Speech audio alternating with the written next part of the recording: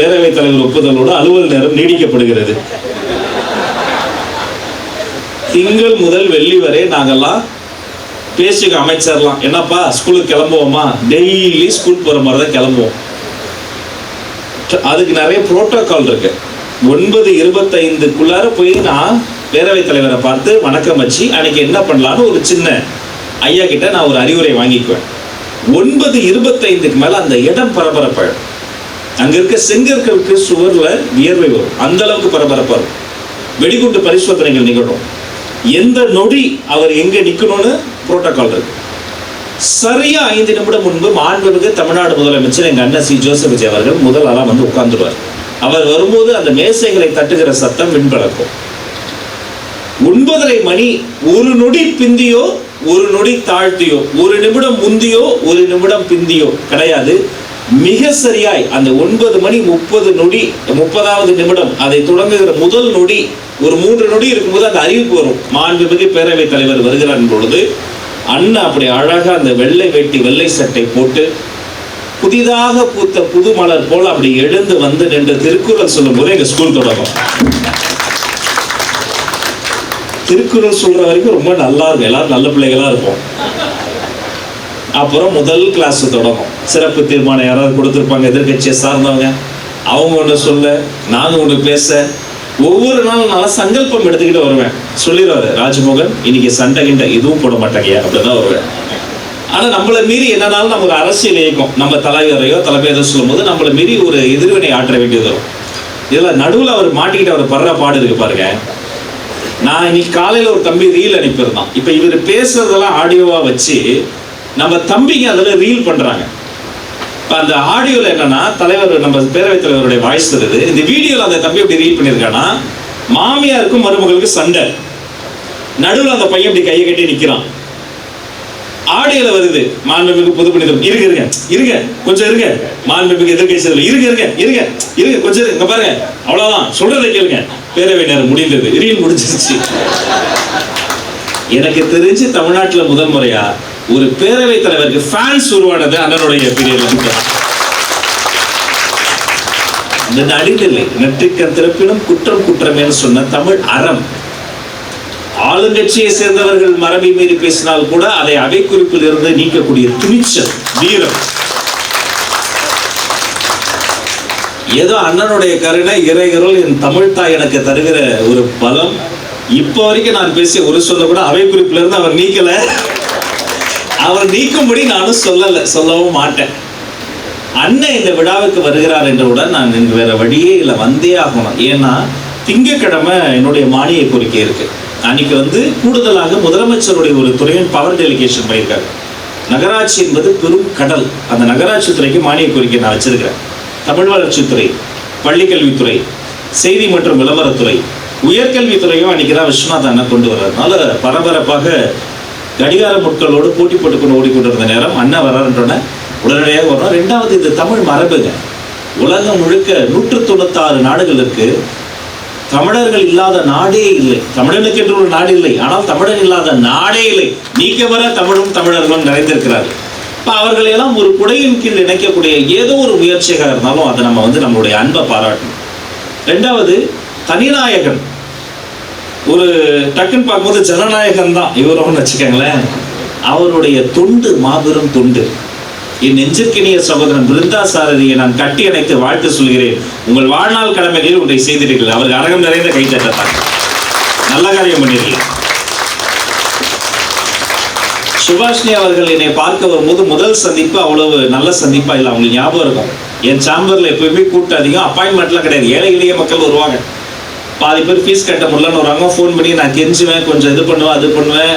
Teachers வருவாங்க, அவ்வளோ teachers பாதிக்கப்பட்டவங்க இருக்கிறாங்க.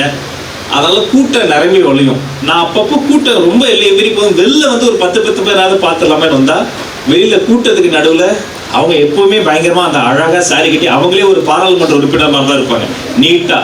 அங்க பார்த்தா மூளை முடுக்கல வேர்த்து விறுவிறுத்து போய் குத்த வச்சு உட்காந்துருந்தாங்க. சிஸ்டர் நீங்க கேங்க, நான் அப்பவே வந்துட்டேங்க, உங்களை பார்க்க முடியலன்னாங்க.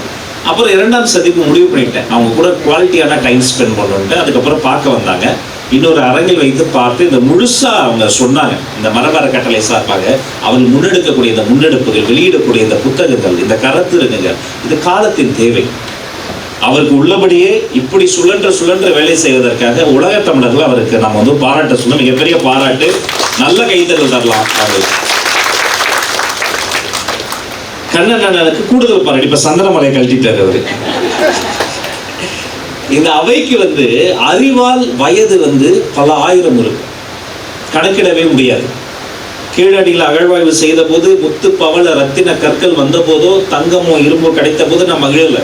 நான் தொல்லியல் துறை அமைச்சர். ஒவ்வொரு பொருளுக்கும் ஒரு மகிழ்வு இருக்கு. கல் கருவி கிடைச்சது வைங்களா, அது கற்காலம். அப்ப எந்த டெக்னாலஜி கிடையாது. கல்லை வச்சு வேட்டையாடி விளையாடி வாழ்ந்துகிட்டோம். ஒரே இலக்கணம் தெரியுமா, எனக்கு இரையாகணும், நான் இரையாக கூடாது, அவ்வளவுதான். இந்த கல் கருவியிலே கொஞ்சம் டெக்னாலஜி பிறகு கல்லால் செய்த கிழிப்பான்னு அது பேர் கிடைக்கும், தின்னா இருக்கும். அது எதுக்குன்னா வேட்டையாடின மிருகத்தை உணவை தாண்டி அது தோல் அப்படி கிழித்து அதில் ஒரு தோல் கருவி செய்வாங்க, அப்ப டெக்னாலஜி வருது. அது கற்காலத்தினுடைய இறுதி. இந்த செம்பு பொருட்கள்லாம் கிடைச்சது வைங்களேன், அப்போ வந்து மண்ணை நெருப்புல போட்டு உருக்கி அது வந்து ஏதோ மினரல் எடுக்க ஆரம்பிச்சிட்டான். அது ஒரு காலம். இரும்பு பொருள் கிடைத்தால் ஒரு மகிழ்ச்சி வரும் பாருங்க. ஏன்னா ஒரு இரும்பை உருக்கி எடுக்க சற்றப்போ 1300 டிகிரி செல்சியஸ் வெப்பம் வேணும்.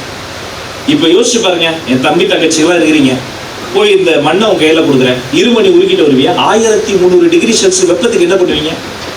மனிதன் யோசித்தான், அதை உருக்கினான், அந்த இரும்பை வளைத்து ஹார்னஸிங் தி அயன் கருவிகளை உருவாக்கினான். பகடைக்காய் கிடைக்கும். பகடைக்காய் என்னப்பா தாயபாச மாதிரி தானே, அதுல என்ன? அப்ப வேளாண் சமூகம் வந்துருச்சு. வேட்டையாட போல விடியற்காலை பயிர் நட்டான். நிறைய நேரம் இருந்தது, பொழுது இருந்தது. அந்த பொழுதை கழிப்பதற்காக அதுல ஒரு கணக்கை கொண்டு வந்து பகடை விளையாண்டாங்க. அப்ப வேட்டை சமூகம் வேளாண் சமூகம் மாறிடுச்சு. இந்த ஒவ்வொரு பொருள் கிடைப்பதற்கும் மண்ணின் தன்மையும் நிறமும் மாறும். ஒரு இன்று பிறந்த குழந்தையை கொஞ்சுவதை போல அது அப்படி கொஞ்சம் அகழ்ந்து மேல எடுக்கணும். அது கொஞ்சம் எடுக்கணும். கொஞ்சம் வேகமா கையை வச்சுட்டாங்கன்னா பானோட உடைஞ்சிடும். கொஞ்சம் வேகமா கையிட்டாங்கன்னா ஒரு முக்கியமான ப்ரீஷியஸான ஆப்ஜெக்ட் போயிடும். இவ்வளவும் கிடைச்சப்ப நான் மகிழல. எப்ப திரும்ப சந்தோஷப்பட்டேன்? சற்றப்ப 2500 ஆண்டுகளுக்கு முன்பே தமிழில் எழுதப்பட்ட ஒரு பானை துண்டு கிடைத்த போது, அன்றே தமிழருக்கு எழுத தெரியும் என்று நினைத்த போது நான் மகிழ்ந்தேன். அதான் தமிழின் மரபு. நம்ம வீட்டு வாசல்ல ஒரு புள்ளி கோலம் போடுவோம். யாரோ வழிபோக்கருக்கு பானையில கொஞ்சம் தண்ணி வைப்போம். சிலர் வீட்டுல உலை உப்பு போடுவாங்க, தோப்பா சொல்லுவாரு. சிலர் வீட்டுல இலையில உப்பு வைப்பாங்க. இந்த இலை உப்புக்கும் இந்த உலை உப்புக்குமே நிறைய வித்தியாசம் இருக்கு. எப்ப பார்த்தாலும் உலகத்துல எங்கேயாவது ஜெர்மனிலயோ ஐரோப்பாவிலையோ எங்க பார்த்தாலும் வெள்ளையர்கள் என்ன சொல்லுவாங்க, நல்லா இருக்கீங்களாம்பாங்க, ஹவ் ஆர் யூம்பாங்க. ஏன்னா அவன் நல்லா இல்லை, நோய் தொற்றுக்கு ஆளானான். அவன் உணவு பழக்க வழக்கத்துல மருந்து மாத்திரைகள்லாம் இல்லை. எங்க பார்த்தாலும் எத்தனை மணிக்கு பார்த்தாலும் நடுராத்திரி ஒருத்தர் வீட்டுக்கு விருந்தினர் வந்தா தமிழ் என்ன தெரியுமா கேட்டாங்க, சாப்பிட்டீங்களாம்பாங்க. ஏன்னா சாப்பாடு இல்லாம தாது ஈஸ்வரவன் வருட பஞ்சத்துல பெரும் தமிழ் சமூகம் வந்து அழிந்து போனது. கையளவு தானியம் இல்லாமல் இந்த பிரிட்டிஷ் காலனி ஆதிக்கத்துல மிகப்பெரிய பஞ்சம், 1.5 லட்சம் பேர் இறந்து போனாங்க. இந்த பக்கம் சதர்ன் இந்தியால மெட்ராஸ் பிரசிடென்சில. இப்ப நம்ம மரபணுல அது இருக்கு. ஏன் தமிழர்களுக்கு நிறைய தொப்பு இருக்குன்னா அவங்க ஒர்க் அவுட் பண்றது இல்லை, அது மட்டும் ரீசன் இல்லை, அது மரபணிலே இருக்கு. எப்பெல்லாம் உனக்கு ஆற்றல் கிடைக்குதோ, உணவு கிடைக்குதோ எடுத்து நிறைய சாப்பிட்டுரு. ஏன்னா அவ்வளவு பஞ்சத்தை பார்த்த ஒரு இனம். ஏன் இந்த தமிழினம் கொஞ்சம் கோபமா இருக்கு, கொஞ்சம் வீரமா இருக்கு மற்றவங்களோட? இந்த இன்வைடர் ஆட்டிடியூட்ல யார் வந்தாலும் அவங்களுக்கு எதிராக ரெசிஸ்டன்ஸ் அதிகமா இருக்கு. ஏன்னா இது 1000 ஆண்டுகளுக்கு முன்பே சீறி பாய்ந்த காவிரியின் குறுக்கே கல்லணையை கட்டிய ஒரு இனம். எது உலக அதிசயம்னு கேட்டா, இட்லியில அதாவது இத்தாலியில ஒரு கோபுரம் பீட்சான்னு சொல்லி சாஞ்ச கோபுரம் இருக்கு, அது உலக அதிசயம் பாங்க. நான் சொல்லுவேன், ஒரு கோபுரம் சாய்ந்து விட்டால் அதான் உலக அதிசயம். கட்டி முடித்த 1000 ஆண்டுகள் கழித்து அரை அடி நகராது நெஞ்சிடம்பத்தில் இருக்கிற தஞ்சாவூர் பெரிய கோயில் கோபுரம் உலக அதிசயம். அப்ப இது பண்பாட்டு தொடர்ச்சி இருக்கு. எங்க ஐயா சீமகிதரன் ஐயா வந்து 25 ஆண்டுகளாக அவர் வீட்டுல நான் வந்து சாதாரண ஒரு பையனா அவர் தூரத்துல இருந்து பார்த்து வளர்ந்தேன். அவர் காலையில எழுந்து அன்னைக்கு அலுவலனா சின்ன வெங்காயம் நறுக்கி அன்னைக்கு அவர் கஞ்சி செஞ்சுக்கிட்டு இருப்பார், கம்யூனல் கிச்சன். அவர் வந்து ஒரு ஊரை பத்தி சொல்லும்போது ஒரு வார்த்தை சொன்னார், தஞ்சாவூரை பத்தி நிறைய சொல்லிட்டே வரும்போது ஒரு நாள் சொன்னார், எங்க ஊர்ல தம்பி வயக்காட்டுல வேலைக்கு செய்வாங்க. இந்த பெண்கள் வேலையில அப்படியே நாத்து நட்டு நட்டு நட்டு தொலைவுல போயிடுவாங்க. கை குழந்தை இருக்கு பாருங்க, அந்த மரத்துல அந்த வரப்புல தூளியில போட்டு வந்திருப்பாங்க. திடீர்னு பெருங்குரல் எடுத்து குழந்தை வந்து பசி எடுத்தாலும் அந்த அம்மா எங்கேயோ போயிருக்கும், நடுவுல போயிருக்கும். இப்ப அங்கிருந்து ஓடி வர முடியாது. யாருடைய குழந்தை யாருதுன்னே தெரியாம எந்த குழந்தை அழுதாலும் எடுத்து முளைப்பால் கூடக்கூடிய ஒரு இனமாக தமிழினம் இருக்குது. ஒரு முறை சொன்னேன், நெஞ்சில் அப்படியே மைண்ட்ல அப்படியே உட்காந்து. எழும்பூர் தொகுதி சட்டமன்றத்தில் கூட சொன்னேன், அது அப்படிதான். 4 பேர் சண்டை போட்டுருக்காங்கன்னு வைங்களேன், மற்ற ஊர்ல கண்டு கடம்பிடும், முடிச்ச ஒரு வீட்டுக்கு எடுத்துட்டு போயிடுவாங்க. எங்கேயாவது சத்தமா யாராவது போய் அடிச்சா உள்ள குறுக்கும் போது அடிக்கிறவன் சட்டை பிடிச்சி ஏட்டா அந்த பிள்ளையை அடிக்கிறேன்னு கேட்கக்கூடிய தாய்மார்கள், வீர தாய்மார்கள் நிறைந்த ஒரு ஊர் இந்த வடசென்னை. இது எல்லாமே பண்பாட்டுடைய தாய்வழி சமூகத்துடைய பண்பாட்டு தொடர்ச்சி. அப்ப இதற்காக நீங்கள் கோரிக்கையெல்லாம் கேட்க வேண்டாம், நீங்க உரிமையா கேட்கலாம். உங்களுக்கு வேலை செய்யறதுக்காக தான் நாங்கள் வந்திருக்கிறோம். இந்த தீர்மானம் நிறைவேற்றுவது, கோரிக்கை வைப்பது, அதெல்லாம் நம்ம தாண்டி வந்துட்டோம். உரிமையா கேளுங்க. நிர்வாக ரீதியாக நிதி ரீதியாக உட்பட்டு எதை எப்ப செய்ய முடியுமோ உறுதியாக செய்யதான் போறோம்.